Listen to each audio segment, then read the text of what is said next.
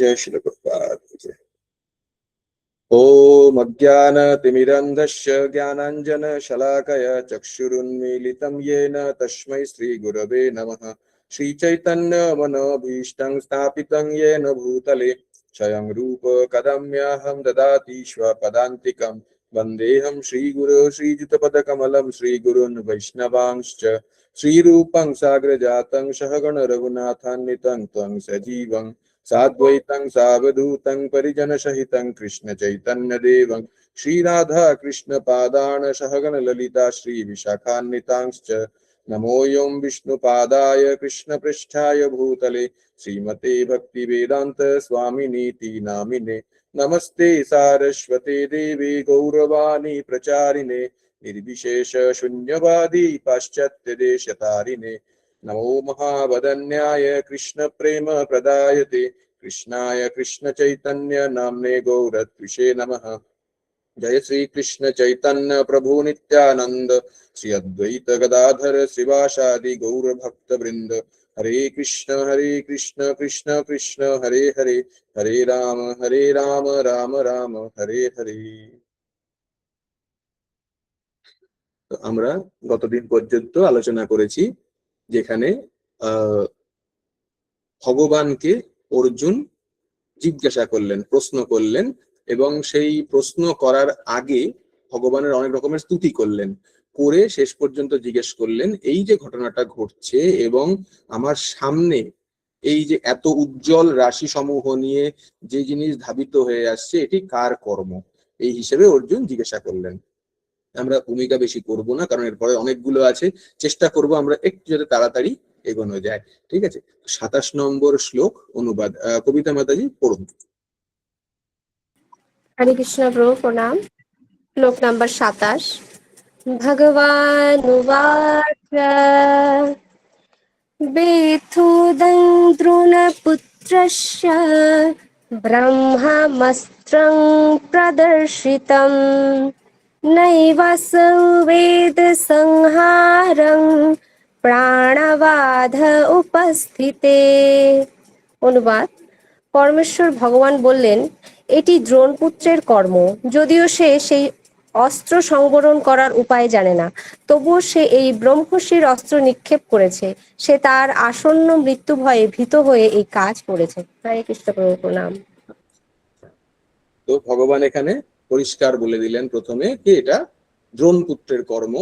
যদিও সে অস্ত্র সংবরণ করার উপায় জানে না, তবুও সেই ব্রহ্মশির অস্ত্র নিক্ষেপ করেছে। সে তার আসন্ন মৃত্যু ভয়ে ভীত হয়ে এই কাজ করেছে। প্রভুপাদ এখানে ব্রহ্মশির অস্ত্র বিষয়ে কিছু বলছেন এবং এখান থেকে হচ্ছে ভগবানের বক্তব্য শুরু হলো। এবারে ভগবান ধীরে ধীরে করে এখানে যখন সম্বোধন করলেন, খেয়াল করুন, দ্রোণপুত্রস্য, এখানে দ্রোণপুত্র, এবং এরপরে আরো অনেক নামে ভগবান সম্বোধন করতে শুরু করবেন এবং এর সাথে সাথে অর্জুনের মধ্যে যে ক্ষত্রিয় প্রবণতা আছে তাকে বৃদ্ধি করবেন। এর সাথে সাথে মানে বিষয়টা এরকম যে আমরা সব সময় মনে করি যে আমাদের কাছে কেন বাধা আসছে, বা অনেকে জিনিসটা শুনে শুনে তাদের মনে হয়ে গেছে যে ভক্তি করলে বেশি বাধা আসে বা অতিরিক্ত বেশি আমরা অসুবিধায় পড়ি, সম্মুখীন হই, এরকম মানুষের মনে হয়। যাদের এরকম মনে হয় যে ভক্তি করলে বা কৃষ্ণর বিষয়ে চর্চা করলে বা কৃষ্ণ সেবা করলে আমাদের বেশি পরিমাণে কষ্টের উদ্ভব হয়, তাহলে এখান থেকে এই শিক্ষাটা আমাদের নেওয়ার প্রয়োজন আছে। আমি সেই পরিপ্রেক্ষিতে বিষয়টা বলবো। যারা আমরা চেষ্টা করছি, ভক্তি করছি কিনা বড় কথা নয়, কিন্তু যারা চেষ্টা করছি আঁচড়ে চলার জন্য, তারা মনে করছি বিশাল কষ্ট হতে পারে। এখানে যেখানে ভগবান অর্জুনের সাথে রয়েছে, সামনে রয়েছে, সেখানে ভগবান নিজের থেকে নিজের ভক্তের যে গুণাবলী তার পরিচয় কিরকম নেবে সেই হিসেবে কিন্তু আমরা পরবর্তী শ্লোকগুলোকে একটু দেখব। আমাদের নজরটা ওরকম হবে যে ভগবান নিজে থেকেও কিরকম ভাবে ভক্তের গুণাবলী প্রকাশ করে। চেষ্টা করব যতটুকু নেওয়া যায়, এবং শেষের দিকে গিয়ে আবার ফিরে এই কথাটা বলবো। দুটো উদাহরণ প্রথমে দিয়ে রাখছি, মাথায় রাখবেন। প্রথম উদাহরণ, আখ সুমিষ্ট হয় কখন বোঝা যায়? যখন তাকে ছাড়িয়ে ভালো করে চিবানো হয়। সেরকমই যখন ওই রস বার করার জন্য কলের মধ্যে দিয়ে আখটাকে দেওয়া হয়, তখন যখন রস বেরোয় তখন বোঝা যায় এই বাঁশের মতো দেখতে শুষ্ক পদার্থটার মধ্যে কত সুন্দর মিষ্টতা লুকিয়েছিল। ভগবানের শুদ্ধ ভক্ত ঠিক এরকম, যতক্ষণ না পর্যন্ত এই জাতিতে পড়ে সম্পূর্ণ পিসছে, তাদের প্রকৃত ধর্ম বা প্রকৃত সত্তা উপলব্ধি করা যায় না। আরেকটি উদাহরণ, আমাদের এখন আমের সিজন চলে গেছে, আম দেখতে খুব সুন্দর, সুমিষ্ট কখন বোঝা যায়? যখন তাকে কামড়ানো হয় বা কাটা হয় বা চেপা হয়। তাই ভক্তরাও কিন্তু ঠিক এরকম। কি করে? আমরা আস্তে আস্তে করে দেখব, এবং যদি সম্পূর্ণটা নিতে পারি তাহলে পরিষ্কার অর্জুনের যে বিষয়বস্তু আমরা বুঝতে পেরে যাব প্রকৃত ভক্ত কিরকম হয়। যাই হোক, প্রভুপাদ যেখানে এখানে পরিষ্কার বলছেন যে ব্রহ্মশির অস্ত্র, এটাকে নিয়ে কিছুটা বলেছেন। ব্রহ্মশির অস্ত্র অনেকটা আধুনিক যুগের পারমাণবিক অস্ত্রের মতো। মানে বক্তব্যটা হচ্ছে এরকম যে পারমাণবিক অস্ত্র এখন কিরকম, পারমাণবিক অস্ত্র একটা জায়গায় এলো, এসে একটা নির্দিষ্ট সংখ্যার জায়গা ধ্বংস করে দিয়ে চলে গেল, এরকম বিষয়টা। যেরকম হিরোশিমা নাগাসাকিতে আমরা দেখেছি, প্রভুপাদ তখন সেই বিষয় সম্বন্ধে অবগত ছিলেন এবং সেটাকে নিয়ে লিখেছেন। কিন্তু এই ব্রহ্মশির অস্ত্র ছিল তার থেকেও বেশি ধ্বংসাত্মক। ওই জন্য প্রভুপাদ বলছেন এখানে যে, এই যে কথাটা এখানে বলছেন, আমি মার্ক করার চেষ্টা করছি। হ্যাঁ, কিন্তু তাদের মধ্যে পার্থক্য হচ্ছে যে আণবিক অস্ত্র হচ্ছে স্থূল, কিন্তু ব্রহ্মশির অস্ত্র হচ্ছে মন্ত্রের প্রভাবে বস্তুত সূক্ষ্ম অস্ত্র। এটি একটি ভিন্ন ধরনের বিজ্ঞান। পুরাকালে এই বিজ্ঞান ভারতবর্ষে অনুশীলন করা হতো। মূলত উচ্চারণ স্বরূপ যে সূক্ষ্ম বিজ্ঞান তাও জড়, কিন্তু আধুনিক জড় বৈজ্ঞানিকেরা এখনো সে সম্বন্ধে কিছু জানতে পারেনি। এই একটা ব্রহ্মশির অস্ত্রের দ্বারা পুরো ব্রহ্মাণ্ড ধ্বংস হতে পারে, এতটা ক্ষমতা ছিল। পারমাণবিক অস্ত্র একটা জায়গা পর্যন্ত কাজ করতে পারে, কিন্তু সম্পূর্ণ ব্রহ্মাণ্ড ধ্বংস করতে পারবে না। এবং সেটাও কি এরকম নয় যে মাটির তলায় রাখা আছে কোনো কিছুকে মেশালে। আমি জানি না আপনারা এই বিষয়ে কতটা জ্ঞাত। প্রকৃতপক্ষে পারমাণবিক বোমাকে কখনো একসাথে রাখা হয় না, এর অনেকগুলো অংশ আছে, সেই অংশগুলো নানান জায়গায়, মানে আঞ্চলিক ভাবে সেই জায়গাগুলো অনেকটা দূরে জিওগ্রাফিক্যালি আইসোলেশনে রাখা হয় কমপ্লিট, ঠিক আছে? মানে নানান জায়গায় ছড়িয়ে ছিটিয়ে তাদেরকে রাখা হয়। যখন প্রয়োজন পড়বে তখন সেগুলোকে মিলিয়ে একটা সম্পূর্ণ গোটা অংশে পরিণত করা হবে। তাও তার মধ্যে জ্বলনশীল যে অংশটা, সেটা লাগানো হয় না, ওয়ারহেড বলে, সেটাকে লাগানো হয় না। সেটা একেবারে শেষে, যে না এবারে ফায়ার করতে হবে, আর কোনো উপায় নেই, তখন যখন পাঠাবে তখন শুধুমাত্র ওয়ারহেডকে জয়েন করবে, তার আগে পর্যন্ত সেটা করেও না। আর এখানে কি, এখানে হিসাবটা কি ছিল? একটা কোনো বান বার করবেন এবং তারপরে সেটাতে মন্ত্রপুত করবেন, সেটা ব্রহ্মশির অস্ত্রে পরিণত হয়ে যাবে। তো এটি হচ্ছে আমাদের প্রকৃত শিক্ষা ছিল, বা আমাদের প্রকৃত যে শাস্ত্র যা অধ্যয়ন করানো হতো তা ছিল এই রকমের। আর সেটা ক্ষয়ে ক্ষয়ে কলিযুগে কি হয়েছে, এই অবস্থায় এসছে। প্রভুপাদ সেই জন্যই বলছেন, ওই জন্য লিখছেন সেটি ছিল পূর্ণ জ্ঞান প্রকৃতপক্ষে। কিন্তু দ্রোণাচার্যের পুত্র যে এই সূক্ষ্ম বিজ্ঞানের ব্যবহার করেছিল, সে জানতো না কিভাবে সেই অস্ত্র সংবরণ করতে হয়। মৃত্যু ভয়ে ভীত হয়ে সে সেই অস্ত্র প্রয়োগ করেছিল, এবং তার ফলে এই প্রয়োগ কেবল অসমীচীন ছিল না, তা ছিল অধার্মিক। ব্রাহ্মণের পুত্র রূপে এত ভুল করা তার উচিত হয়নি, এবং তার কর্তব্য কর্মের প্রতি প্রচন্ড অবহেলার জন্য ভগবান তাকে শাস্তি দিয়েছিলেন। এরপরে ভগবান কি বলছেন অর্জুনকে? 28 নম্বর শ্লোক, 28 নম্বর শ্লোক অনুবাদ। মাতাজি পড়ুন, অমিত প্রভু থেকে যোগদান করেন, পড়ুন। শ্লোক নম্বর 28। না হাস্যান্নাতমম কিঞ্চিত অস্ত্রম প্রত্যবকর্ষণম জৈহি অস্ত্র তেজ উন্মত্তং অস্ত্রজ্ঞ হি অস্ত্র তেজসা। অনুবাদ: হে অর্জুন, আর একটি ব্রহ্মশির অস্ত্র প্রয়োগের দ্বারা কেবল এই অস্ত্রের প্রভাব প্রতিহত করা হবে। তুমি হচ্ছ অস্ত্র অস্ত্র বিশারদ তোমার নিজের অস্ত্রের দ্বারা তুমি এই অস্ত্রের তেজ প্রতিহত করো। হরে কৃষ্ণ প্রভু। হরে কৃষ্ণ। এবার এখানে ভগবান এই জন্য বলছেন যে এই ব্রহ্মশির অস্ত্র প্রয়োগ মানে এটা যেটা আছে তা পুরো ব্রহ্মাণ্ডকে ধ্বংস করে দেবে, এবং যে প্রয়োগ করেছেন তিনি জানেন না কি করে এটিকে প্রত্যাখ্যান করে নিতে হয়।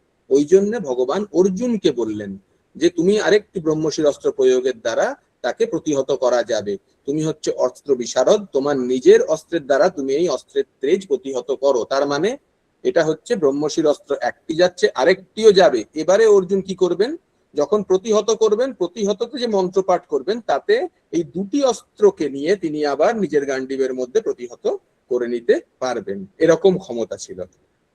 প্রভুপাদ এই জন্য বলছেন আণবিক অস্ত্রের প্রভাব প্রতিহত করার মতো কোনো অস্ত্র আধুনিক যুগে আবিষ্কার করা হয়নি।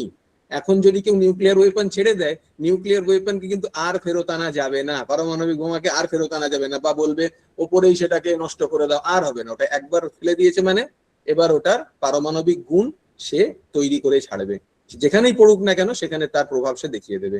এখনো কিন্তু সে জিনিস আবিষ্কৃত হয়নি, প্রভুপাদ সেই জায়গাটাতে বলছেন।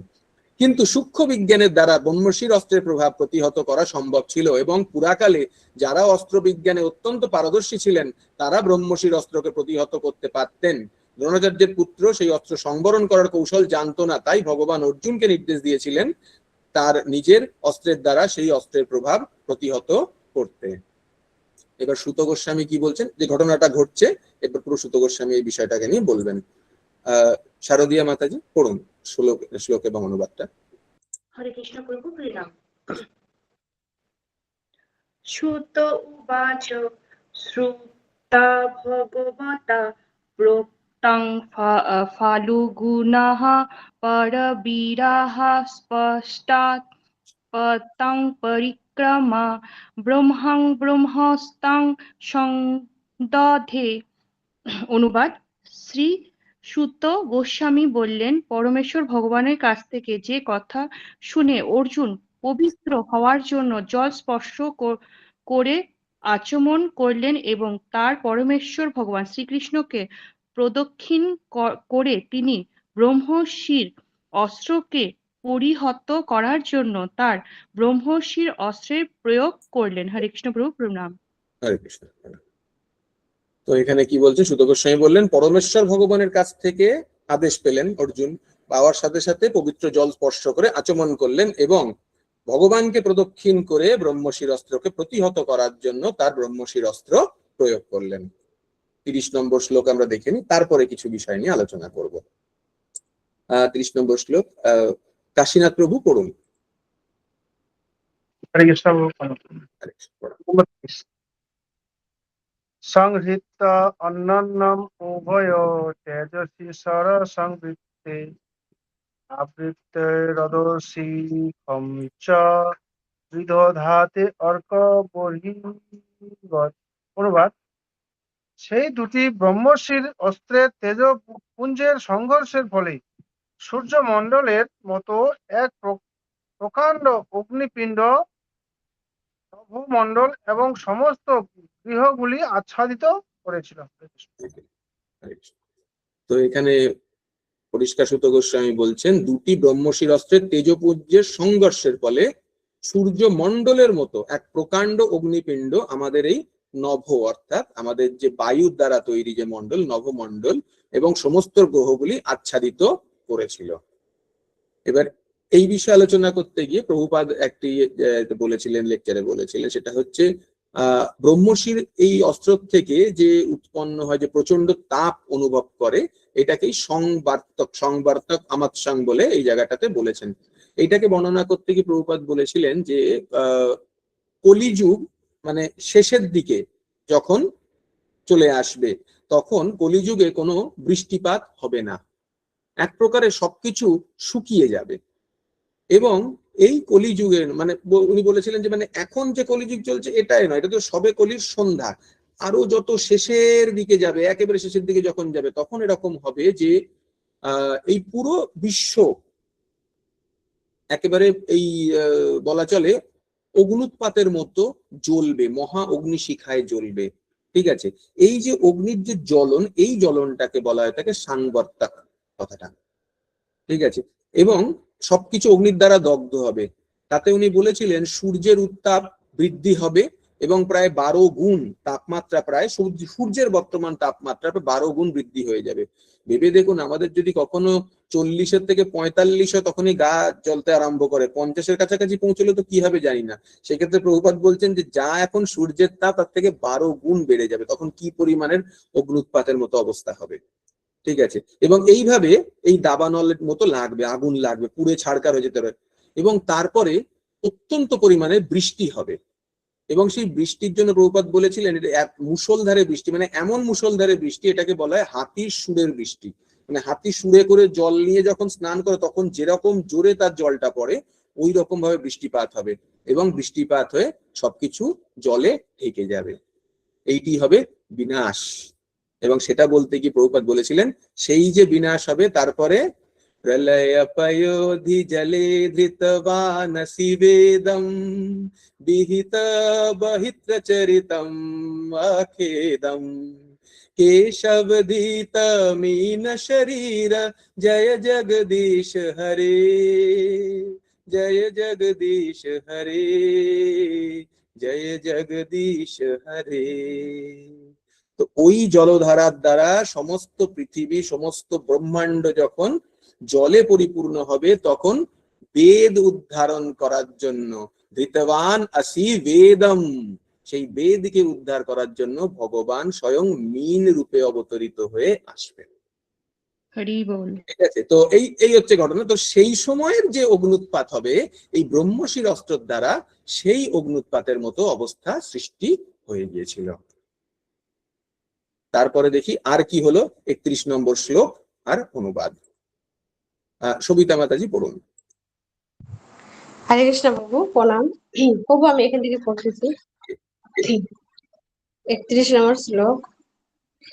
দৃষ্টা অস্র তেজতু দীনো লোকান লোকান পদ পদ হত মহৎ দহমানা প্রজা সবাহ সংবত কর্ম অমত শত। অনুবাদ: ত্রিভুবনের সমস্ত অধিবাসীরা সেই অস্ত্র দুটি সংঘর্ষের আগুনের তাপ অনুভব করে। প্রলয়কালীন সতর্কবর্ত আগুনের কথা ভাবতে লাগলেন। হরে কৃষ্ণ প্রভু, প্রণাম। হরে কৃষ্ণ, প্রণাম। তো এখানে পরিষ্কার বলছেন যে ত্রিভুবনের সমস্ত অধিবাসীরা সেই অস্ত্র দুটির সংঘর্ষের আগুনের তাপের প্রভাব অনুভব করে প্রলয়কালীন সংবর্তক আগুনের কথা ভাবতে আরম্ভ করলেন। এই যে সংবর্তকের কথাটা কিছুটা বর্ণনা করার চেষ্টা করলাম, এই সংবর্তক যে আগুন, মানে কি পর্যায়ের আগুন, একেবারে শেষের জীবন, সেই রকম আগুনের মতো অবস্থা হয়ে গিয়েছিল। এখানে প্রভুপাদ বলছেন 3টি ভুবন হচ্ছে উচ্চতর স্বর্গলোক, মধ্যবর্তী ভূলোক এবং নিম্নবর্তী পাতাল লোক। ব্রহ্মশির অস্ত্র যদিও এই পৃথিবীতে নিক্ষেপ করা হয়েছিল, কিন্তু সেই অস্ত্র দুটির সংঘর্ষের ফলে যে তাপ সৃষ্টি হয়েছিল তা সমস্ত ব্রহ্মাণ্ড জুড়ে প্রসারিত হয়েছিল, এবং বিভিন্ন লোকের অধিবাসীরা সেই প্রচন্ড তাপ অনুভব করেছিলেন এবং তারা সঙ্গে সংবর্তক আগুনের তুলনা করেছিলেন। তার মানে পরমাণু অস্ত্র কি করে, শুধু আমাদের উপরে কয়েকজন মানুষ টানুষ যারা আছি তাদেরকে ক্ষতি করে দেয়, আর পরবর্তী সময় যদি আমরা জাপানের হিসেব দেখি, নদী বা সেখানকার যে মৃত্তিকা সেগুলো অত্যন্ত পারমাণবিক ভাবে তার পারমাণবিকতা বৃদ্ধি পেয়ে যায়, রেডিয়েশন বেড়ে যায়, ফলে সেখান থেকে যে জিনিস জন্মায় তার মধ্যেও সেই রেডিয়েশনটা থাকে, পারমাণবিকতা বজায় থাকে। এই জিনিসটুকুই করে, এর থেকে বেশি কিছু করে না। আজকে আমাদের তৈরি পারমাণবিক অস্ত্র যদি কোনো জায়গায় হয়, পাতালের কিছু হবে না, ওপরে স্বর্গলোক মর্তলোক, প্রথম কথা বিজ্ঞানীরা জানে না, আর জানলেও সবাই তর্কযুদ্ধে ব্যস্ত। তার কারণ প্রকৃতপক্ষে যা আলোচিত হয় সেই আলোচিতর মধ্যে মায়াবাদী ভাষ্য অত্যন্ত বেশি, এবং তারা মানতে চায় না, বুদ্ধিজীবী, এবং এটা বাস্তব সত্য। আমি জানি না আপনারা কতটা মেশেন, কিন্তু আমার ক্ষেত্রে যেহেতু একটু কিছু জায়গায় আমাকে কর্মরত অবস্থায় থাকতে হয়, আমি গেছিলাম এখানে কিছুদিন আগে কিছু বিষয় নিয়ে মানে উচ্চবিত্ত চিন্তা ব্যক্তিত্বদের আলোচনা হচ্ছিল। এমনকি আজকেও একটা জায়গায় গেছিলাম, এখানে তাজ ইয়ে রয়েছে, মানে তাজ জয়পুর, যেখানে ওখানে একটা বিশেষ গম্ভীর আলোচনা চলছে আর্টিফিশিয়াল ইন্টেলিজেন্স, ঠিক আছে, কৃত্রিম বুদ্ধিমত্তা, এবং তার উপরে যত বড় বড় সংস্থান চিন্তা করতে পারেন সবাই এসেছে, এবং তার উপরে নানান বিষয় নিয়ে আলোচনা। কিন্তু সবার বিষয় আলোচনা সবকিছু হচ্ছে সব মায়াবাদী ভাষ্য, সবকিছু। তাতে যদি কোনো মাইথোলজি নিয়ে কথা, সেটিও মায়াবাদী ভাষ্য, এবং যা নিয়ে মানুষের চিন্তা করছে সবকিছু মায়াবাদী ভাষ্য, ঠিক আছে। ফলে প্রকৃতপক্ষে তাদের পক্ষে এই জিনিসগুলোকে মেনে নেওয়া, কারণ যতক্ষণ না পর্যন্ত কেউ মানছে ততক্ষণ পর্যন্ত তারা সেগুলোকে নিয়ে গবেষণাও করবে না এবং জানতে আগ্রহ পর্যন্ত প্রকাশ করবে না। ফলে আমাদের এখন যে আবিষ্কৃত সেই হিসেবে ঠিক আছে, ভালো হয়েছে এরা ব্রহ্মশির অস্ত্র পায়নি, পেলে কি করতো তার কোনো ঠিক ঠিকানা নেই, ঠিক আছে। কারণ একজন অশ্বত্থামার কাছে ছিল, তাতে এই অবস্থা যে ভগবানকে আদেশ দিয়ে সেটিকে ফেরত আনাতে হয়েছিল। একটি ব্রহ্মশিরে কি উৎপাত হচ্ছিল তা বলতে গিয়ে সুখদেব গোস্বামী পরেরটাও বলেছেন। 32 নম্বর দোলা মাতাজি 32 নম্বর শ্লোক আর অনুবাদটা পড়ুন। হরে কৃষ্ণ প্রভুর প্রণাম। সকল বৈষ্ণবের চরণে আমার প্রণাম। ছিল পূর্বাদ কি যায়। শ্লোক নম্বর 32। পুরোজা উপদ্রবম আলক্ষ্য লোকো ব্যতিক্রম চ তম মাতম চ বাসুদেবস্য সংজাহার অর্জুন দয়ম। অনুবাদ: এইভাবে জনসাধারণকে উপদ্রুত দেখে এবং গ্রহ সমূহের অবশ্যম্ভাবী ধ্বংস আশঙ্কা করে অর্জুন তৎক্ষণাৎ ভগবান শ্রীকৃষ্ণের ইচ্ছা অনুসারে সেই দুটি ব্রহ্মশির অস্ত্রকেই তৎক্ষণাৎ সংবরণ করলেন। হরে কৃষ্ণ প্রভু প্রণাম। হরে কৃষ্ণ প্রণাম। মাতাজি খুব সুন্দর পড়লেন, অভ্যাস আছে পড়ার, খুব ভালো, ঠিক আছে। তা এখানে পরিষ্কার হচ্ছে কি, জনসাধারণের যে উৎপাত, উপদ্রুত দেখে গ্রহ সমূহের অবশ্যম্ভাবী ধ্বংস আশঙ্কা করে অর্জুন তৎক্ষণাৎ ভগবান শ্রীকৃষ্ণের ইচ্ছা অনুসারে সেই দুটি ব্রহ্মশির অস্ত্রকেই তৎক্ষণাৎ সংবরণ করলেন। প্রভুপাদ এই বিষয়ে কিছু জায়গায় আলোচনা করার সময় প্রভুপাদ পরিষ্কার বলেছেন, প্রজোপাদ্রবম আলক্ষ্য, এই কথাটাকে নিয়ে প্রভুপাদ আলোচিত করেছিলেন এবং পরিষ্কার বলেছেন যে যে কোনো জায়গায় রাজা বা সরকারের কর্তব্য নাগরিকদের যেমন শান্তিপূর্ণ অবস্থায় থাকে তা নিশ্চিত করা। সেরকমই ভাবে এখন পাণ্ডবরা জয়ী হয়েছেন এবং যুধিষ্ঠিরের হাতে সমস্ত রাজ্য আসতে চলেছে। সেই অবস্থায় প্রজাদের যদি কোনো রকমের অসুবিধা হয় তার দায়িত্ব রাজা তথা তার রাজ কর্মচারী অর্থাৎ ভ্রাতা যারা আছে তাদের উপরে বর্তায়। তো ভগবান এই জন্য তাকে এই আদেশটি করেছিলেন। তাই প্রভুপাদ বলছেন, অশ্বত্থামা এবং অর্জুনের দ্বারা নিক্ষিপ্ত দুটো ব্রহ্মাস্ত্র এমন মহাপ্রলয় বিপর্যয় সৃষ্টি করেছিল যে মানুষের কষ্ট হচ্ছিল। তাই শান্তিপূর্ণ অবস্থা যেটা ফেরত আসবে তার জন্য অর্জুন সম্পূর্ণরূপে ফেরত নিয়ে নিলেন। কিসের? ব্রহ্মশির দুটো অস্ত্রকে ফেরত নিলেন। আমরা আগেও দেখেছি যে প্রকৃতপক্ষে যখন কলিযুগ আসছে এবং আসা শুরু হয়েছে, তখন কি শ্রীমদ্ ভাগবতমের আমাদের ফার্স্ট ক্যান্টো ফার্স্ট চ্যাপ্টার 10 নম্বর শ্লোক ছিল, তাতে পরিষ্কার ছিল হচ্ছে কলিযুগের মানুষের জীবনকাল প্রায় সব সময় সংক্ষিপ্ত হয়। তাদের চরিত্রিক বৈশিষ্ট্য কি দেখেছিলাম? তারা ঝগড়াটে হয়, অলস হয়, বিপদগামী হয়, হতভাগ্য হয় এবং সর্বোপরি সর্বদা বিচলিত হয়।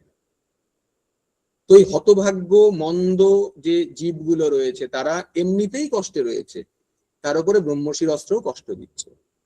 এমনিতে কষ্ট বলতে পরিবারের মধ্যেও শত্রু রয়েছে নানান দিক থেকে। এই বিষয় নিয়ে বলতে প্রভুপাদ পরিষ্কার বলেছিলেন চাণক্য পণ্ডিতের কিছু কথা। চাণক্য পণ্ডিত বিশ্লেষণ করেছিলেন যে পরিবার কিভাবে আমাদের একে অপরের শত্রু হয়ে উঠতে পারে কলিযুগে, খুব স্বাভাবিক এবং এটি হয় আমাদের মধ্যে। এটি আমাদের জন্য ব্রহ্মশির প্রকৃতপক্ষে, ভেতরে ভেতরে আমরা কিছু বলতে পারি না। কথাটা ছিল ঋণকর্তা পিতা শত্রু। যে পিতা অন্যের কাছে ঋণী তিনি পুত্রের জন্য শত্রু। এটা হচ্ছে মনুসংহিতা হিসেবে বক্তব্য ছিল। এটার জন্য উনি বলেছিলেন যে ওনার সময় চিত্তরঞ্জন দাস ব্যারিস্টার ছিলেন। চিত্তরঞ্জন দাসের বাবা খুব ঋণ নিয়েছিলেন এবং যখন তিনি গতপ্রায় হন তখন তার সমস্ত ঋণ তিনি তার পুত্রের ঘাড়ে রেখে গত হয়েছিলেন। তো পরবর্তী সময় যখন সিআর দাস খুব বড় ব্যারিস্টার হন তখন তিনি অনেক অর্থ যখন রোজগার করতে শুরু করেন এবং বাবার এই সমস্ত ঋণকে উনি ফেরত দেন। তো তো এই বিষয়গুলোকে নিয়ে বলতে গিয়ে প্রভুপাদ বলেছিলেন যে, উদাহরণটা এই হিসেবে বলেছিলেন যে পিতা প্রকৃতপক্ষে পুত্রের ওপরে তখন এই রকমের বলা চলে এই ঋণের জন্য তার পরিবারের মধ্যে শত্রু হয়ে ওঠে।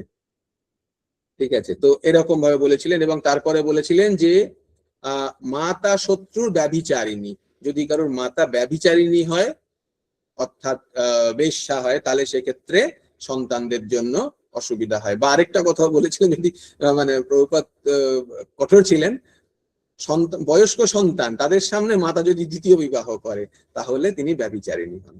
ঠিক আছে, আর আরেকটা হচ্ছে যে রূপবতী ভার্যা শত্রু। ঠিক আছে, স্ত্রী যদি খুব বেশি সুন্দরী হন তাহলেও তার শত্রু। এগুলো চাণক্যের কথা, আমার বক্তব্য অবশ্যই না, প্রভুপাদ তুলেছিলেন বলে আমি কথাগুলো উল্লেখ করলাম। আর পুত্র যদি দুশ্চরিত্র হয় তাহলে সে শত্রু। তো সেই হিসেবে আমাদের কর্তব্য হচ্ছে যে যে পরিবার বা যেটা যারাই আমাদের সাথে রয়েছে প্রত্যেককে একটা নির্দিষ্ট স্থানে তার স্বকর্ম সম্পাদন করা। স্বকর্ম সম্পাদন করার অর্থ হচ্ছে যার যেটি কর্তব্য। আমরা মানে পারিবারিক হিসেবে বা সাংসারিক হিসেবে যদি আমরা কাজকর্মগুলোকে ভেবে দেখি তাহলে প্রত্যেকের একটা নিজস্ব দায়িত্ব রয়েছে। সেই দায়িত্ব হিসেবে আমরা যখন কাজ করি তখন কিন্তু আমাদের প্রকৃতপক্ষে কোনো অসুবিধা হয় না। কেন? এটা বলতে গেলে কি কাজ সেই বিষয়ে যদি আমরা বলি তাহলে হচ্ছে শ্রীমদ্ ভাগবতম 11তম স্কন্ধ 9 নম্বর অধ্যায় 29 নম্বর শ্লোক, লব্ধা সুদুর্লভম ইদম বহু সম্ভবন্তে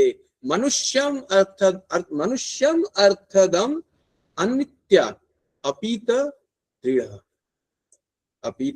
ধীর তুর্ন ये तत्ने पतेद अनुमृत्य यावन निःश्रेष्यया विषया खलु सर्वता स्यात्।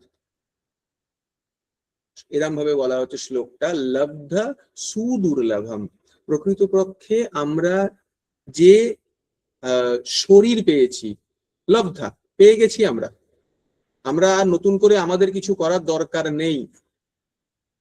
বহু জনি ঘুরে ঘুরে ঘুরে ঘুরে আসার পরে আমরা এই দেহকে প্রাপ্ত করে ফেলেছি। এখন আমরা মনুষ্য জীবনে রয়েছি, মনুষ্য জনিতে রয়েছি। কিরকম মনুষ্য জীবন? সেটা সুদুর্লভম। দুর্লভ মানে হচ্ছে, লভ মানে হচ্ছে লাভ করা, দুর্লভ মানে হচ্ছে যেটা অতি কষ্ট করে লাভ করা। সুদুর্লভা তার মানে হচ্ছে যেটা অনেক অনেক কষ্ট করে লাভ করা। আমরা সেই সমস্ত কষ্টকে প্রকৃতপক্ষে ভুলে গেছি। বহু বহু বহু বহু কষ্ট করে আমরা আজকে এই মনুষ্যজনী পেয়েছি। আজকে যদি আপনাদের বাড়ির কাছে কোনো কুকুর, কোনো বেড়াল, কোনো পায়রা, কোনো পাখি থাকে, তাদেরকে দেখেও মনে করবেন তারাও একদিন আমি ওইখানে ছিলাম। এত কষ্ট করে করে আমরা আজকে এই জায়গায় এসছি। লব্ধা সুদুর্লভম কি? ইদম, ইদম হচ্ছে এই শরীর। বহু সম্ভবন্তে, বহু সম্ভবন্তে মানে হচ্ছে বাই মেনি মেনি বার্থস, অনেকবার, বহু জন্ম, জন্ম মৃত্যু জরাব্যাধি, জন্ম মৃত্যু জরাব্যাধি, জন্ম মৃত্যু জরাব্যাধি, জন্ম মৃত্যু জরাব্যাধি, এরকম করে বহু জন্ম মৃত্যু জরাব্যাধি বারবার বারবার গিয়ে এই দুর্লভ শরীরকে আমরা প্রাপ্ত করেছি। কি পেয়েছি? মনুষ্যম, হিউম্যান ফর্ম, আমাদের এই মানুষের শরীর। এটা কি? অর্থদম। অর্থদম কথা হচ্ছে এটা মহামূল্যবান, মানে যার অত্যন্ত পরিমাণের ভ্যালু আছে। মানে সোনা হিরে বা যদি বলেন তার থেকেও যদি বড় কিছু থাকে, সময় অত্যন্ত মূল্যবান আমরা বলি কিন্তু উপলব্ধ করি না। ঠিক আছে, তার থেকেও মূল্যবান এই শরীর, এ অতি দুর্লভ। এবং এটা কি? তার উপরে অনিত্যম, এর কোনো ভরসা নেই। যেটা আমরা এত দুর্লভে প্রাপ্ত করেছি সেটা অনিত্যম। কিন্তু অনিত্যম, অনিত্যম অপি, এছাড়াও ইহা ধীর, ইহা মানে এই জড় জগতে এর এতটা বড় ক্ষমতা আছে যে এটা বুদ্ধি ধরতে পারে এবং বুঝতে পারে কোনটা তার জন্য সঠিক, সেই সঠিক বুঝে ধীরা, ধীরা মানে যে নিজের খারাপ ভালো বুঝতে সক্ষম। তাই জন্যে কি অনুরোধ করা হচ্ছে, তোর নাম ইয়াতেত, তোর নাম মতলব ইমিডিয়েটলি, এখনই, এই মুহূর্তে। ইয়াতেত কি, ইয়াতেত না পতেত অনুমৃত্যা, তার মানে কোন রকম ভাবে আমরা যাতে আবার মৃত্যু ফাঁদে না পড়ি। অনুমৃত্যু মানে হচ্ছে যে আর দ্বিতীয়বার, মানে সাবজেক্ট মানে কোনো কিছু হচ্ছে আবার মৃত্যু ফাঁদে পড়তে চলেছে এরকম, ঠিক আছে। পতেত মানে হচ্ছে ফলেন, আমরা যাতে আবার মৃত্যু ফাঁদে না পড়ি তার জন্য কি করতে হবে, নিঃশ্রেষয়া, নিঃশ্রেষয়া মানে হচ্ছে সর্বোচ্চ প্রাপ্তি, আলটিমেট গোল, আলটিমেট লিবারেশন, এর চেষ্টা করতে হবে, অর্থাৎ কৃষ্ণ স্মরণ করতে হবে। আমরা কি করছি, যেটা করছি সেটা সব জায়গাতে থাকে। বিষয়া খালু সর্বতা স্যাৎ, বিষয়া খালু মানে হচ্ছে এই যে সেন্স গ্র্যাটিফিকেশন, যে বিষয় নিয়ে আমরা মজে রয়েছি সেটা প্রত্যেক জনিতেই রয়েছে, কিন্তু এই মনুষ্য জনিতে এই মহা দুর্লভ। তাই আমরা যদি উপলব্ধি করতে পারি এই মনুষ্যজনী এতটাই দুর্লভ, তাহলে আমাদের উচিত এই মুহূর্ত থেকে, যখন থেকে আমরা জানতে পেরেছি তখন থেকে যেন আমরা কৃষ্ণ ভক্তি করি। যদি আমরা না করি তাহলে আমরা ভুল পথে চালিত হচ্ছি। আমি হয়তো পুরোপুরি আপনাদের মধ্যে উপলব্ধি করাতে পারলাম না, সামনে হলে হয়তো চেষ্টা করতাম, জানি না অনলাইনে কতটা হচ্ছে। তাও আরেকটা যুক্তি নিয়ে আসছি। যুক্তিটা হচ্ছে মহাপ্রভু, আমরা সবাই নিজেদেরকে রূপানুগ বলার চেষ্টা করি, স্বয়ং রূপ কদম মেহম দদাতি স্বপদান্তিকম, কি করে দেবেন? রূপানুগ যদি আমরা হই তাহলে রূপ গোস্বামীকে চৈতন্য মহাপ্রভু যখন বললেন তখন কি বললেন, আমি চেষ্টা করছি একটু সংক্ষেপ করার। হ্যাঁ, কয়েকটা শ্লোক। প্রভু কহে শুন রূপ ভক্তি রসের লক্ষণ, সূত্র রূপে কহি বিস্তার না যায় বর্ণন, এই তো ব্রহ্মাণ্ড ভরি অনন্ত জীবগণ, 84 লক্ষ জনিতে করয়ে ভ্রমণ। আমরা জানি তার মধ্যে স্থাবর জঙ্গম দুই ভেদ, জঙ্গমে তির্যক জল স্থলচর বিভেদ। স্থাবর জঙ্গম দুই ভেদ এবং তার মধ্যে আবার স্থলচর জলচর অনেক রকমের ভাগ রয়েছে। এর মধ্যে কি আবার খেয়াল করুন, তার মধ্যে মনুষ্য জাতি অতি অল্পতর, তার মধ্যে ম্লেচ্ছ পুলিন্দ বৌদ্ধ সবর। তার মধ্যে মানুষ জাতি হলো স্থলচরদের মধ্যে, তার মধ্যে সেই স্থলচর মানুষদের মধ্যে আবার ম্লেচ্ছ পুলিন্দ বৌদ্ধ সবর অনেক রয়েছে। এদের কেউ ছেড়ে এবার কি, বেদনিষ্ঠ মধ্যে অর্ধেক বেদ মুখে মানে, বেদ নিষিদ্ধ পাপ করে ধর্ম নাহি গণে। কিছু কিছু মানুষ বেদ মানে, কিন্তু বেদনিষ্ঠর মধ্যে অর্ধেক আবার বেদ মুখে মানে, বেদ নিষিদ্ধ পাপ করে, ধর্ম বলে মানে না, মুখে বলে কিন্তু মনের ভেতর মানে না। এবার যারা ধর্ম মানলো তাদের মধ্যে ধর্মাচারী মধ্যে বহুত কর্মনিষ্ঠ, কোটি কর্মনিষ্ঠ মধ্যে এক জ্ঞানী শ্রেষ্ঠ। তাহলে এই এত ধর্মচারী তার মধ্যে একজন কর্মনিষ্ঠ ভালো, এরকম কোটি কোটি কর্মনিষ্ঠর মধ্যে একজন জ্ঞানী শ্রেষ্ঠ। আর কি বলছেন, কোটি জ্ঞানী মধ্যে হয় একজন মুক্ত, কোটি মুক্ত মধ্যে দুর্লভ এক কৃষ্ণ ভক্ত। তো এরকম কোটি কোটি জ্ঞানীর মধ্যে একজন মুক্ত হবে, আর কোটি কোটি মুক্তর মধ্যে একজন কৃষ্ণ ভক্ত হবে। কৃষ্ণ ভক্ত নিষ্কাম অতএব শান্ত, ভক্তি মুক্তি সিদ্ধিকামী সকলই অশান্ত। এরপরে বললেন ব্রহ্মাণ্ড ভ্রমিতে কোন ভাগ্যবান জীব, গুরু কৃষ্ণ প্রসাদে পায় ভক্তিলতা বীজ। তো যারা আমরা আজকে এইখানে এসে হরি কথা শোনার জন্য আগ্রহ বোধ করার চেষ্টা করছি, বা শ্রবণ কীর্তন স্মরণ করার একটু বিন্দু মাত্র চেষ্টা করছি, তাদের জন্য মহাপ্রভু এত কিছু বলে গেলেন রূপ গোস্বামীকে।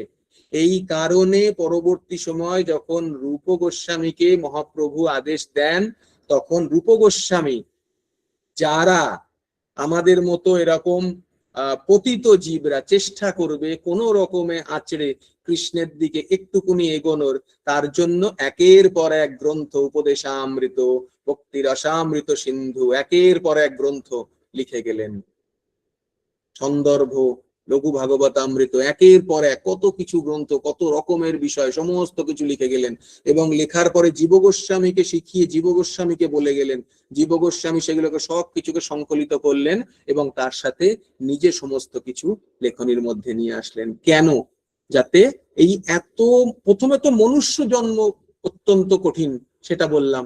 তারপরে সেই মনুষ্য জন্মের মধ্যে আমরা এত কিছু করে যদি কষ্ট করে আজকে এই জায়গায় একটু হলেও শ্রবণ কীর্তন করার জন্য এসে থাকি, তাহলে যেন আমরা জীবনটাকে বৃথা নষ্ট না করি। যদি আমরা করি, আমরা তাহলে ভুল পথে যাচ্ছি। আমরা সবাই জানি এবং আমরা মানে প্রসিদ্ধ বলা চলে আমাদের ভজন রয়েছে, সেইখানে প্রকৃত বলা যায় আমাদের এই যে জীবন, আমরা যেটাকে বলি যে না না সবাই আছে, মানে আমরা মনে করি শ্মশানে যদি দেখি প্রত্যেক সময় কিছু না কিছু পুড়ছে, কিছু কেউ না কেউ মরছে, আমরা মনে করি ও মরেছে কোনো অসুবিধা নেই, আমি বেঁচে আছি, আমি যাব না, আমি যাব না, আমার কোনো স্থায়িত্ব নেই। খেয়াল রাখবেন, আমাদের সবাইকে সময় দেওয়া হবে না। একমাত্র পরীক্ষিত মহারাজকে জানানো হয়েছিল 7 দিন সময় আছে।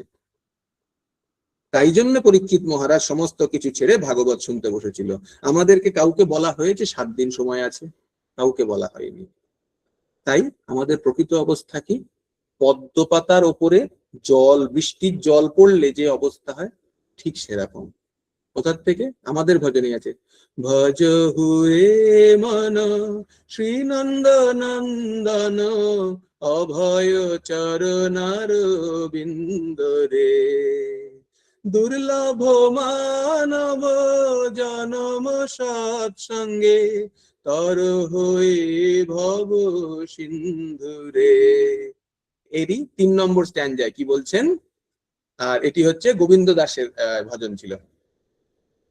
এ ধন যৌবন পুত্র পরিজন ইথে কি আছে পরতীরে, কমল দল জল জীবন টালমল ভজহু হরি পদ নীতিরে।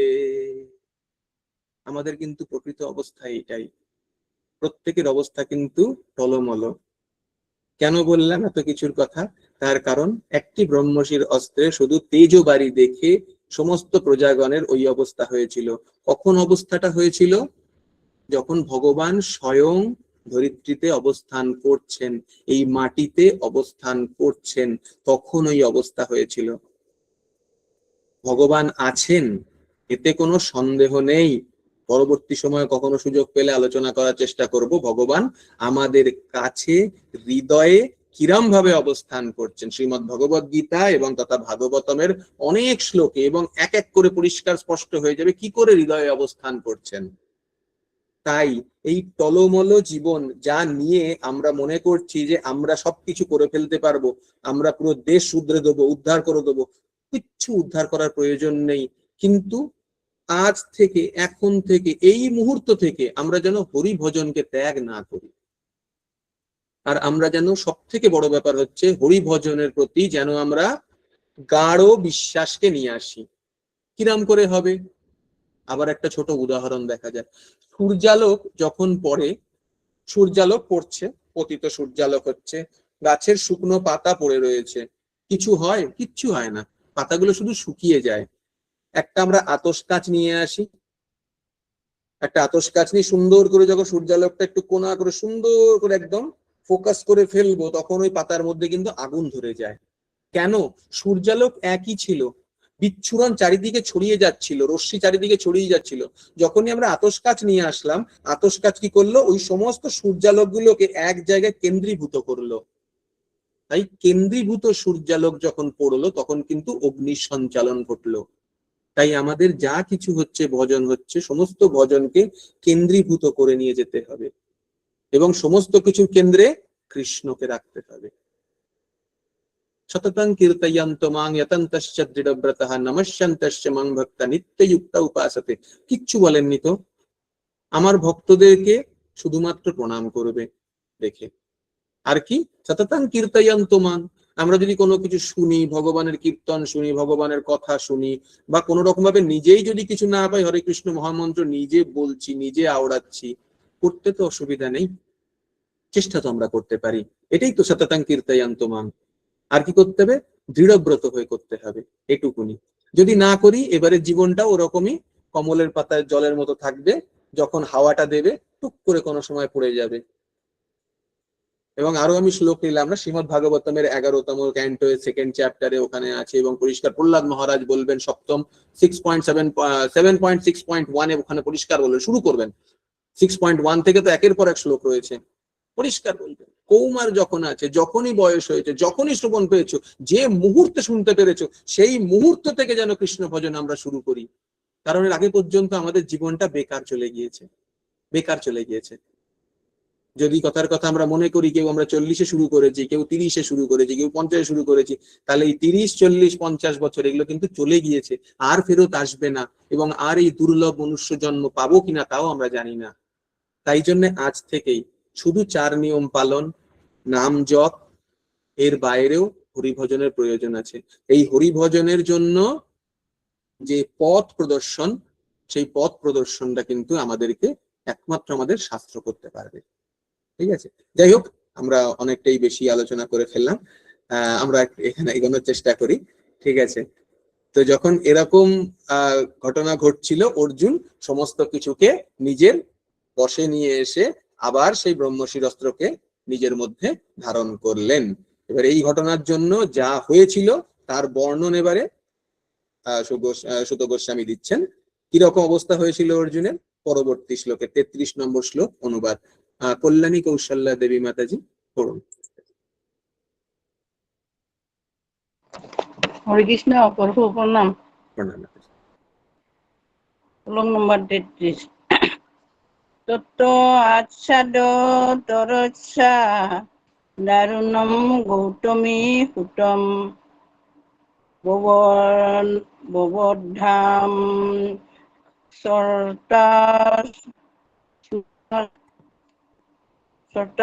সর্তাস্ম্রাখ পশুম বসনয়া যথা।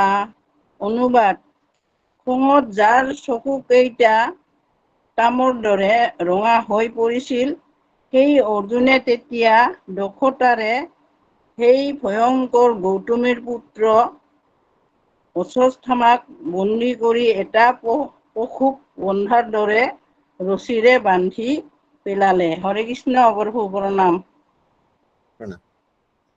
অর্জুন ক্রোধে যার চোখ দুটি তাম্র গোলকের মতো রক্তিম হয়ে উঠেছিল, ক্ষিপ্রভাবে গৌতমের পুত্রকে গ্রেপ্তার করে একটি পশুর মতো দড়ি দিয়ে বেঁধে ফেললেন। খেয়াল করার বিষয়, অশ্বত্থামার কার্যকুশলীতে অর্জুন তার ক্ষত্রিয় বংশোদ্ভূত যে গুণ ছিল, তার দ্বারা তিনি এত ক্রুদ্ধ হয়ে গিয়েছিলেন, তার দুটি চক্ষু তাম্র গোলকের মতো রক্তিম হয়ে উঠেছিল। ক্রুদ্ধ এখানে কিন্তু ভগবানও ছিলেন, ভগবানই সাথে করে নিয়ে এসছেন, এবং ভগবান পরিষ্কার বললেন যে এরকম এরকম হয়েছে, এবং ও জানে না কি করতে হবে, কিন্তু তুমি এই কাজটা করো। ক্রুদ্ধ ভগবানও ছিলেন। ওই জন্য প্রভুপাদ আগের একটি শ্লোকে পরিষ্কার বলে গেলেন যে অধর্মী যখন হয় তাকে শাস্তি দেওয়া ভগবান অবশ্যই করে থাকেন। ঠিক আছে, কিন্তু ভগবানের অবস্থাটা কিরকম হয়েছিল সেটি পরবর্তী শ্লোকে বলবেন। শ্লোক 34 আর অনুবাদ প্রিয়াঙ্কা সাহা দাস মাতাজি।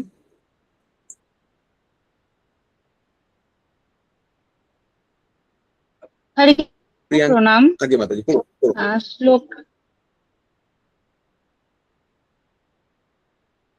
শ্লোক নম্বর 44। শিবিরায় নিনিশন্ত। হ্যাঁ, শ্লোক নম্বর 34। শিবিরায় নিনিষ্টম রজ্জবদত্থ রিপুম বলাৎ প্রাহ অর্জুনম প্রকুপিতঃ ভগবান অম্বুজ ইক্ষাঃ।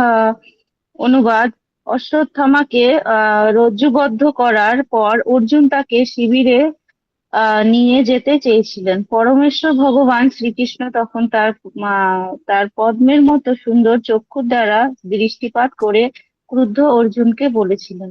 হরে কৃষ্ণ প্রভু প্রণাম। খেয়াল করার বিষয়, ভগবানও কিন্তু ক্রুদ্ধ ছিলেন, কিন্তু ক্রুদ্ধ থাকা সত্ত্বেও ভগবানের কি ছিল? পদ্মের মতো সুন্দর চক্ষুর দ্বারা দৃষ্টিপাত করে ক্রুদ্ধ অর্জুনকে বলেছিলেন। প্রভুপাদ একই জিনিস এখানটাতে বিশ্লেষণ করছেন।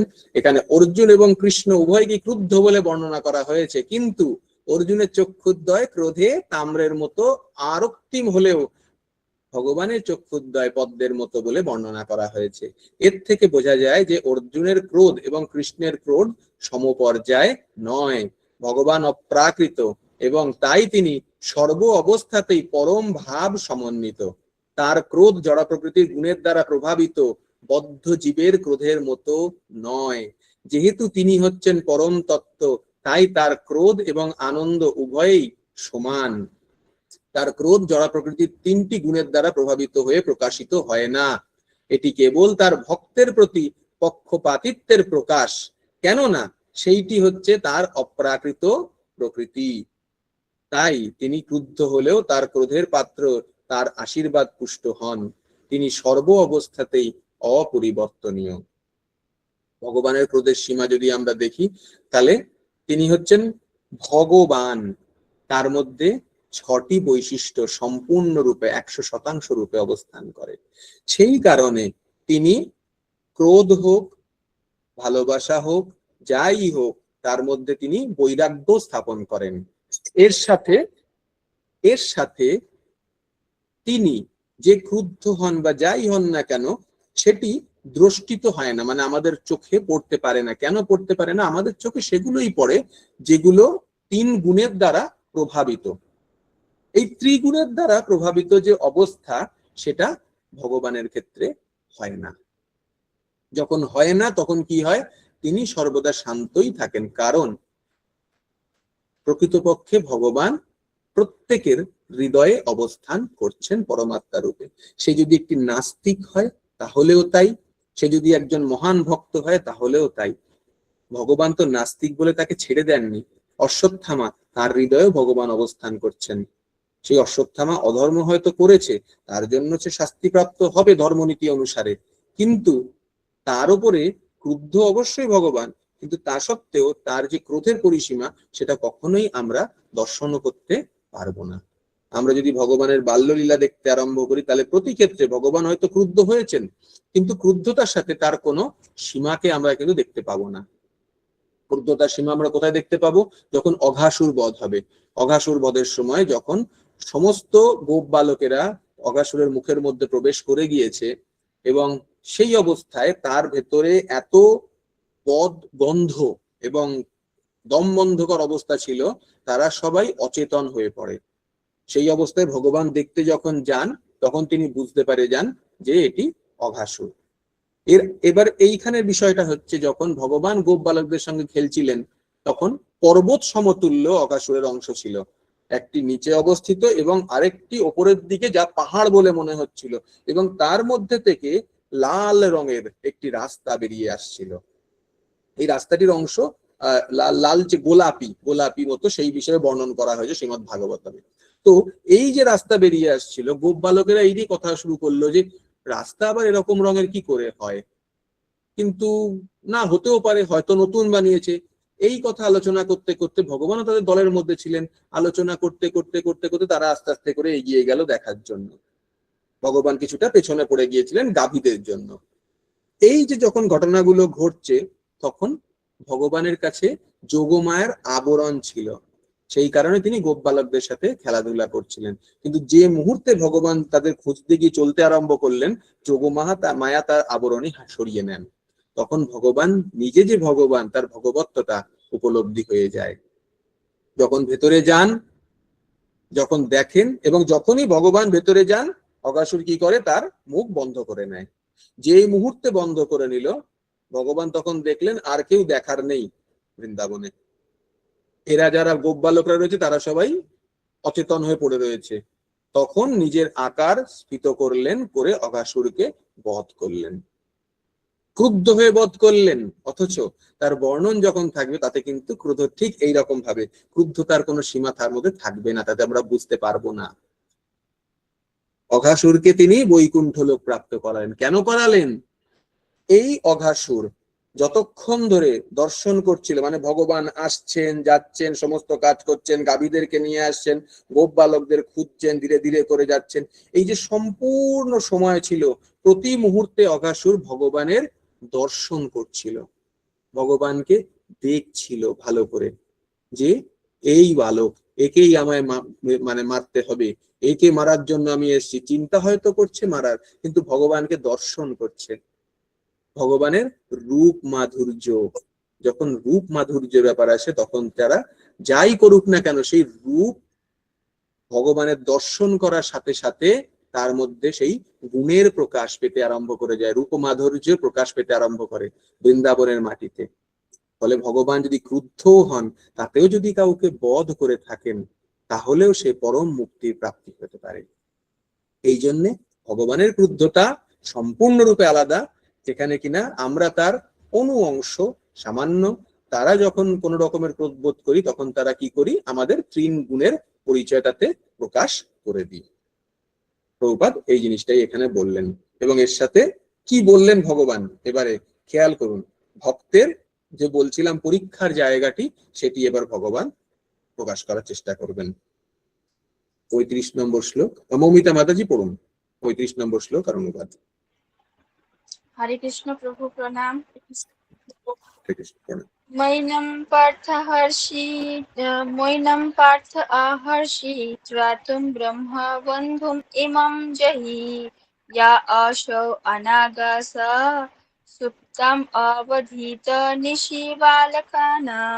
অনুবাদ: হে পার্থ, যে অশ্বত্থামা নিরপরাধ নিদ্রিত শিশুদের রাত্রিবেলা হত্যা করেছে, এই সেই ব্রাহ্মণাধমকে ছেড়ে দেওয়া যুক্তিসঙ্গত নয়, একে বধ করো। হরে কৃষ্ণ প্রভু। হরে কৃষ্ণ।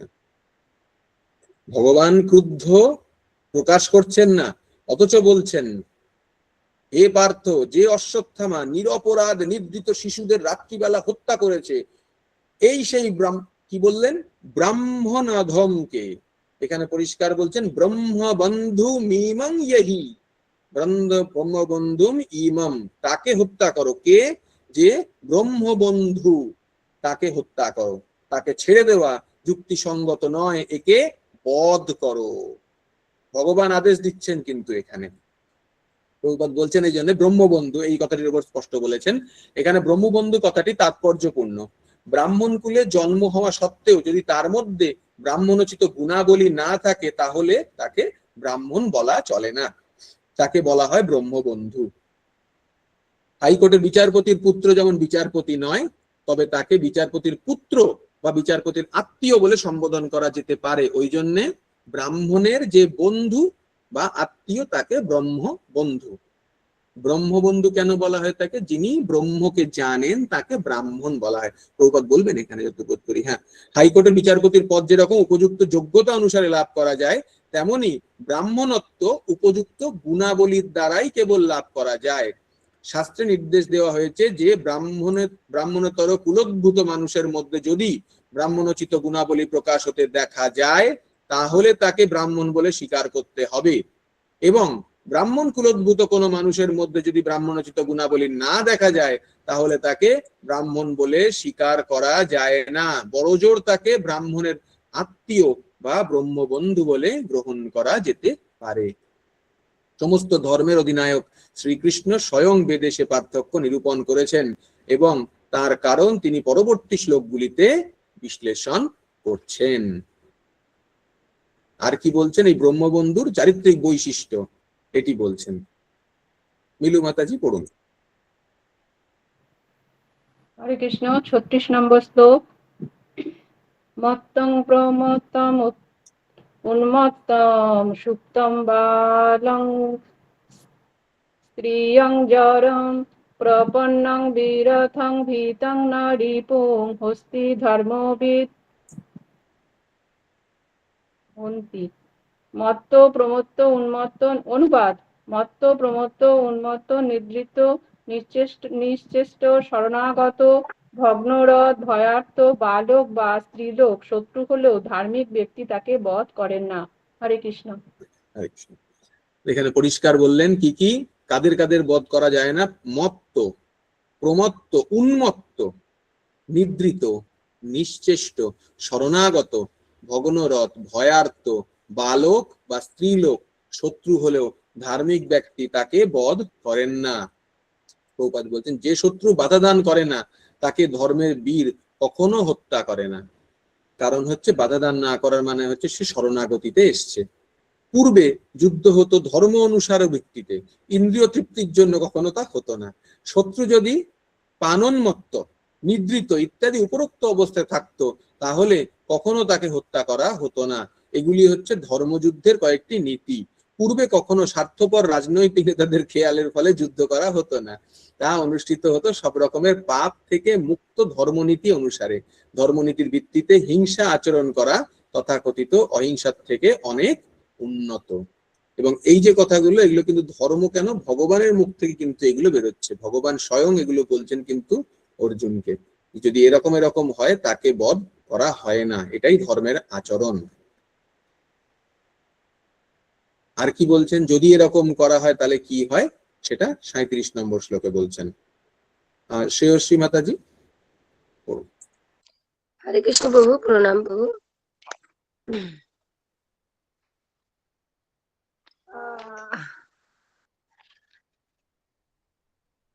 প্রভু তো বড় করতে পারতেছি না, আমি একটা বই বার করি। বড় করে দেবো? হ্যাঁ, এটা মোবাইলে বড় করতে পারতেছি না। আমার যতটা বড় হয় আমি করে দিয়েছি।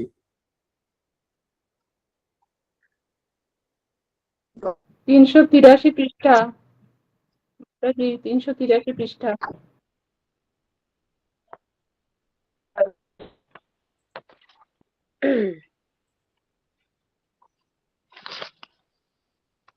হরে কৃষ্ণ প্রভু, প্রণাম।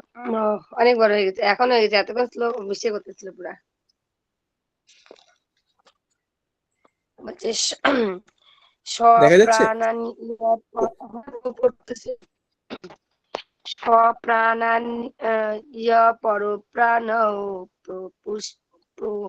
প্রপুষ্ণাতি অগ্রিণা খলু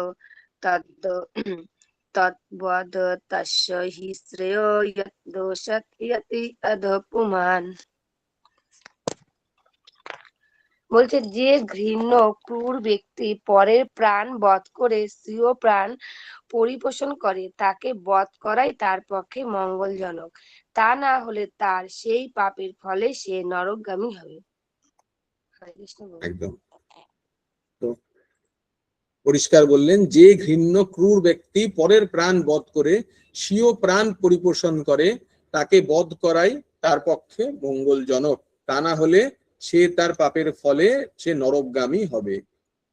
প্রকৃতপক্ষে এটাই ছিল হচ্ছে ধর্ম। আজকের দিনে যেটা পরিণত হয়ে গেছে ধর্মে, অধর্ম সেটি প্রকৃতপক্ষে। যে ক্রূর ব্যক্তি পরের প্রাণ বধ করে স্বীয় প্রাণ পরিপোষণ করবে না, যদি হয় সেটা তাহলে সে নরকগামী হবে। প্রভুপাদ এই জন্য বলছেন, যে মানুষ অপরকে হত্যা করে নিষ্ঠুর এবং নির্লজ্জভাবে জীবন ধারণ করে তাকে প্রাণদণ্ড দেওয়া উপযুক্ত শাস্তি। রাজ্য শাসনের নীতি হচ্ছে নিষ্ঠুর হত্যাকারীকে নরক থেকে উদ্ধার করার জন্য প্রাণদণ্ড দেওয়া।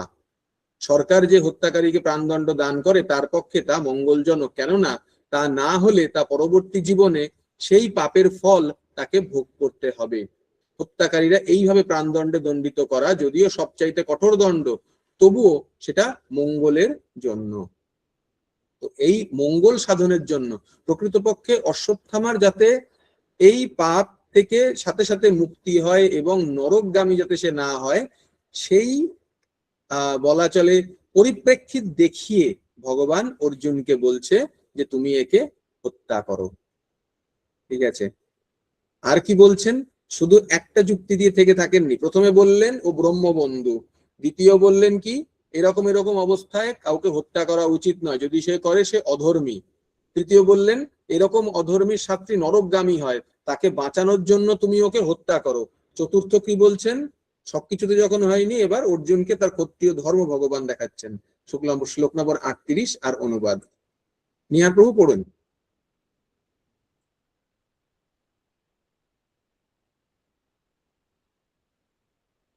নিহার প্রভু পড়ুন শ্লোক নম্বর 38 এর অনুবাদ। হরে কৃষ্ণ প্রভু, প্রণাম প্রভু।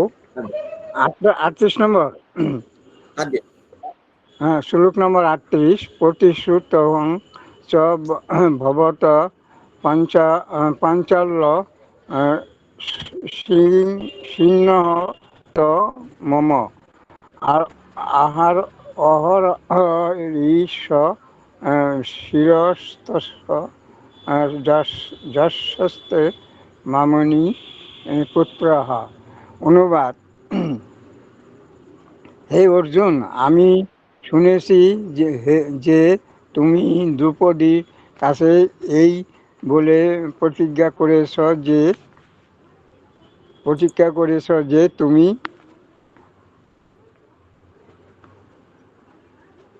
তুমি তার পুত্র হত্যাকারীর মস্তক তাকে উপহার দেবে। হরে কৃষ্ণ প্রভু। হরে কৃষ্ণ। তো পরিষ্কার কি বললেন, যে যখন এটাও হলো না তখন ক্ষত্রিয়কে তার ধর্ম মনে করিয়ে দিচ্ছেন ভগবান। ভগবান বললেন, তুমি দ্রৌপদীকে, আমি শুনেছি তুমি দ্রৌপদীর কাছে এই বলে প্রতিজ্ঞা করেছো যে তুমি তার পুত্র হত্যাকারীর মস্তক তাকে উপহার দেবে। তো তাকে তার প্রতিজ্ঞা পর্যন্ত মনে করিয়ে দিলেন। চতুর্থ, তুমি যদি এটা না করো তাহলে তুমি তোমার প্রতিজ্ঞা থেকে বিরত হবে। এবারে ফাইনাল কনক্লুশন, মানে প্রথমে বলেছিলেন, এরপরে ফাইনাল আবার ডাইরেকশন দিচ্ছেন ভগবান। 39 নম্বর শ্লোক আর অনুবাদ। অমিত কুমার দাস প্রভু পড়ুন। হরে কৃষ্ণ প্রভু, প্রণাম। প্রণাম। পড়ুন। 29 নম্বর শ্লোক। তৎ অসবদ্ধতাম পাপ আততাই আত্মবন্ধুহা ভূত অশ্চ পিয়ম বীর চিত্তবান কুলপাশনং। অনুবাদ: পাংশন। অনুবাদ: অতএব হে বীর, যে এই পাপিষ্ঠ কুলাঙ্গার তোমার স্বজনদের হত্যা করেছে এবং শির প্রভু দুর্যোধনের অনভিপ্রেত কার্য অনুষ্ঠান করেছে, সুতরাং এই অশ্বত্থামাকে বধ করো। হরে কৃষ্ণ প্রভু, প্রণাম। অতএব হে বীর, এই পাপিষ্ঠ কুলাঙ্গার তোমার স্বজনদেরকে হত্যা করেছে, তোমার স্বীয় প্রভু দুর্যোধনের অনভিপ্রেত কার্য অনুষ্ঠান করেছে। মানে নিজের কাজ তো করেছে এবং দুর্যোধনের অনভিপ্রেত কার্যকর্ম করেছে, যেটা উচিত ছিল না সেরকম ধরনের। সুতরাং এই অশ্বত্থামাকে বধ করো, সম্পূর্ণরূপে আদেশ দিলেন। এবারে এখানে দ্রোণাচার্যের পুত্রকে কুলঙ্গার বলে নিন্দা করা হয়েছে। দ্রোণাচার্য ছিলেন শ্রদ্ধার্হ, যদিও তিনি শত্রুপক্ষে যোগদান করেছিলেন, তবুও পাণ্ডবরা তাকে সর্বদাই গভীর চোখে দেখতেন। এবং কুরুক্ষেত্রের যুদ্ধ হওয়ার পূর্বে অর্জুন প্রণতি নিবেদন করেছিলেন। এইভাবে তাদের সম্পর্ক অক্ষুণ্ণ ছিল। কিন্তু দ্রোণাচার্যের পুত্র এমন সমস্ত জঘন্য কর্ম করেছিল যা উচ্চ কুলোদ্ভূত কোনো দ্বিজ কখনো করেনি। দ্রোণাচার্যের পুত্র অশ্বত্থামা দ্রৌপদীর 5 পুত্রকে নিদ্রিত অবস্থায় হত্যা করেছিল এবং তার এই জঘন্য কর্ম তার প্রভু দুর্যোধন অনুমোদন করেননি। এবং এই রকম নৃশংসভাবে পাণ্ডবদের নিদ্রিত পুত্রদের হত্যা করার জন্য দুর্যোধন তার প্রতি অসন্তুষ্ট হয়েছিলেন। অর্জুনের পরিবারের সদস্যদের হত্যা করার ফলে অশ্বত্থামাকে দণ্ডদান করা অর্জুনের কর্তব্য ছিল।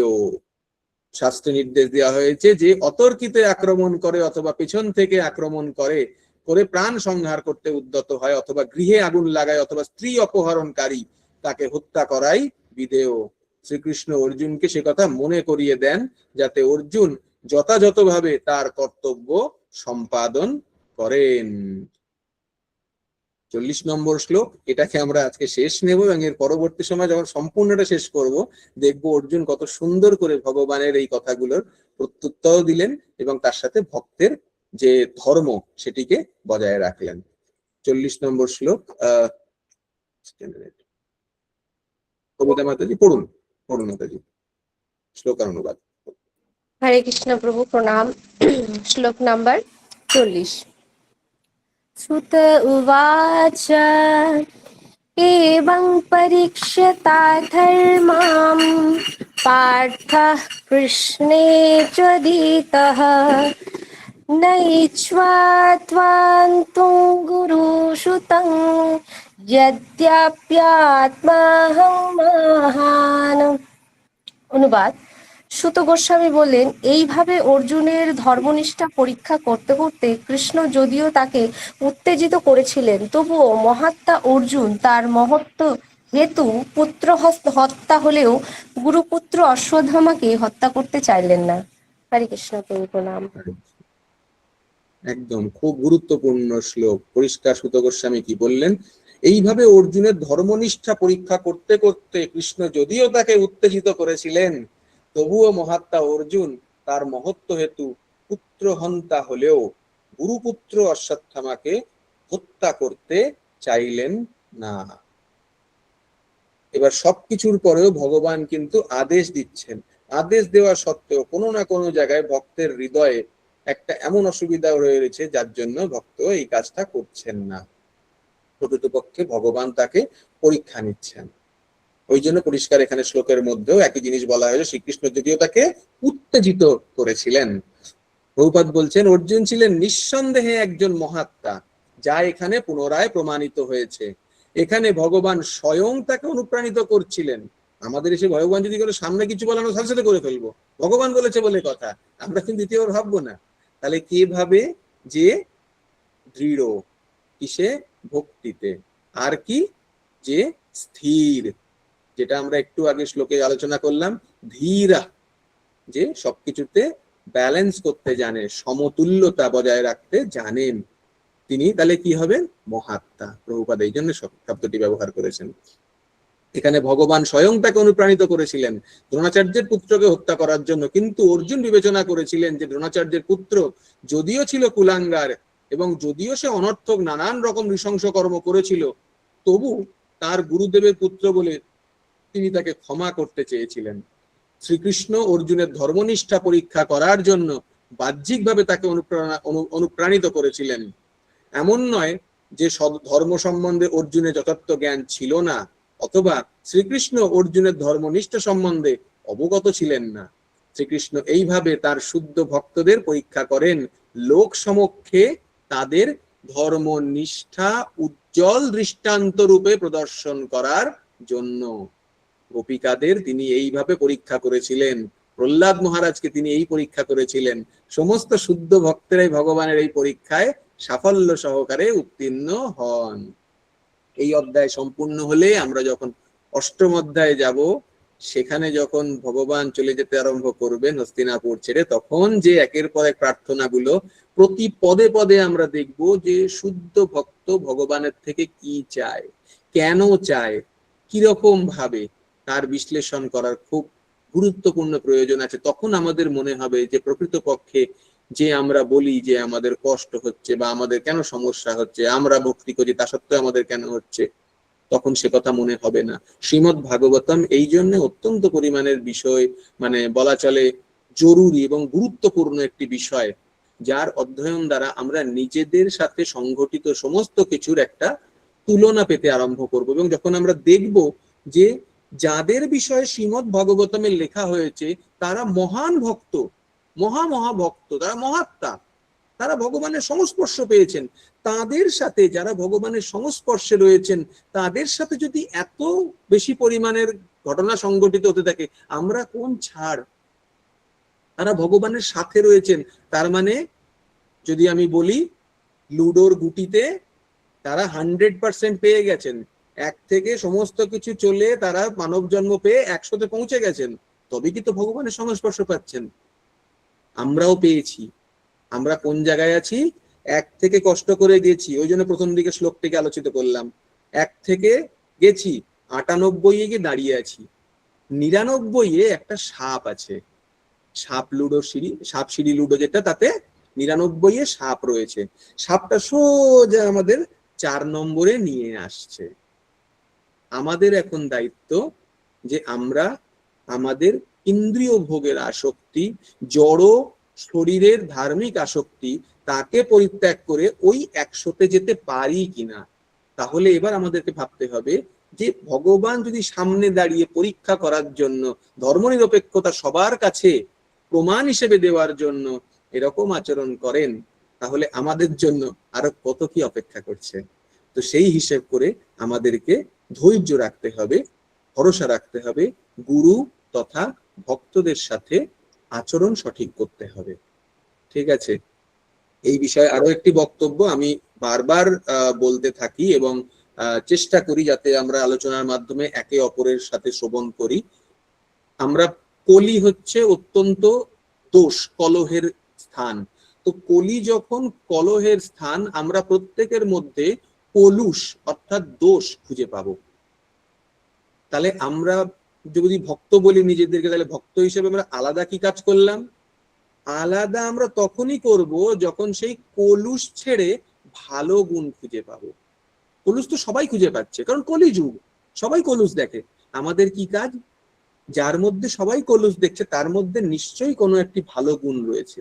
তো আমরা যদি সেই ভালো গুণটাকে খুঁজতে আরম্ভ করি, তাহলে প্রতিটি আমাদের সমপর্যায়ের যারা ভক্ত রয়েছেন বা আমাদের চারিপার্শ্বিকে যারা রয়েছেন তাদের মধ্যে যদি আমরা ভালো গুণটাকে ধীরে ধীরে করে খোঁজার চেষ্টা করি, আমাদের চোখ এবং অন্তর শুদ্ধ হবে।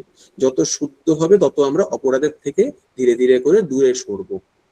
যত দূরে সরবো তত আমাদেরই পথ চলতে সুবিধা হবে। ঠিক আছে, আমাদের যা কিছু হয় আমাদের সবকিছু মনে আসে না, মাইন্ডে হয়।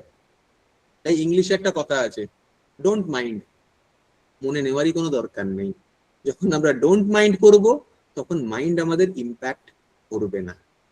ঠিক আছে, তো আপাতত এর সাথেই আমরা আজকে সমাপ্ত করছি। পরবর্তী দিনে সম্পূর্ণটা আমরা নিয়ে নেবো এবং দেখবো কি করে অর্জুন, কত সুন্দর করে অর্জুন তথা দ্রৌপদী ভগবানের এই যে পরীক্ষা, তাতে কত সুন্দর করে একটি ভক্ত সবার কাছে উদাহরণ স্বরূপ রেখে ধর্ম পালন করতে সমর্থ হয়। জয় শ্রীমদ্ ভাগবতম কি জয়, জয় শিল প্রভুপাদ কি জয়, নিতাই গৌর প্রেমানন্দে, হরি হরি বল। হরি বল। হরি বল, হরি বল। হরি বল। হরি বল। Stop the recording. Hari ball.